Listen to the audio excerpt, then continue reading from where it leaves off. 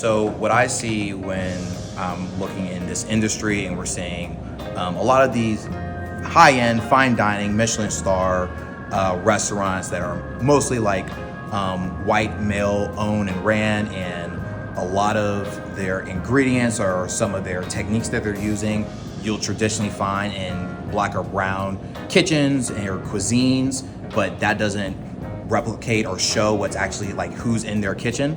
It's kind of disappointing to look and see like things that my parents or myself or my grandmother or great grandparents were cooking and using. It was considered like the lower forms of food or the lower quality food, and now they're being sold for XYZ amount of money, and they're getting highly touted for this grand thinking, and where in reality like this was a survival technique for people, or utilizing the most out of everything.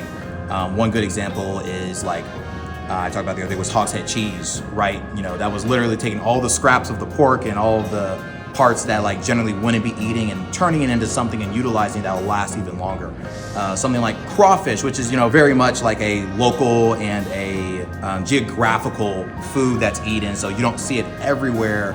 But over the years, like you're noticing like the prices of it going up. You're seeing it a lot more in higher end and fine dining restaurants, whereas for us it was just like it was a cheap and plentiful ingredient and produce that we had available, and so we used it. And it also was culturally significant to not just black and brown people, but just like the whole group of Louisiana, Mississippi people who were poor, and now seeing it where it's a good thing, where it's more highly utilized and whatnot, which is awesome. But where is the credit being given to things like that?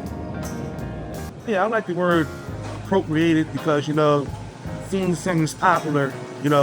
A certain group like to take advantage of that.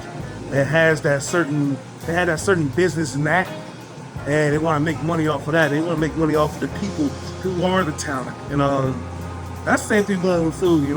As African Americans, I know my ancestors, we made some fine meals out of what we could get, out of what was thrown to us, out of what was rejected to us. Nowadays, that same situation is going on still. However, it's getting more popular. Our food is getting more popular, but people who control the ingredients, and it's not us, mostly not us, the people who control the ingredients, they know how to control the prices and make that money for themselves. And that's kind of funny now, you know what I'm saying? Once again, us as the talented people, we're actually moving these ingredients forward in the whole culinary atmosphere right now. I'm only speaking for the United States of America. Because all the other cultures, they use every part of the pig, every part of the cow, every part of the animal, every part of the breed. It's just the United States of America where our food has been, like, now it's just been capitalized. And they know they can do that, that's why they can do it. That's why I support for us as black folks, we need to send our kids to agricultural school, or send our kids to business school and all that stuff, so we can learn how to grow our own ingredients and sell our own ingredients for how much it's really worth, and just look out for each other. It's one of those things where we just gotta. It's gonna take a long process, but if we can start on it now, it'll be better for us in the future.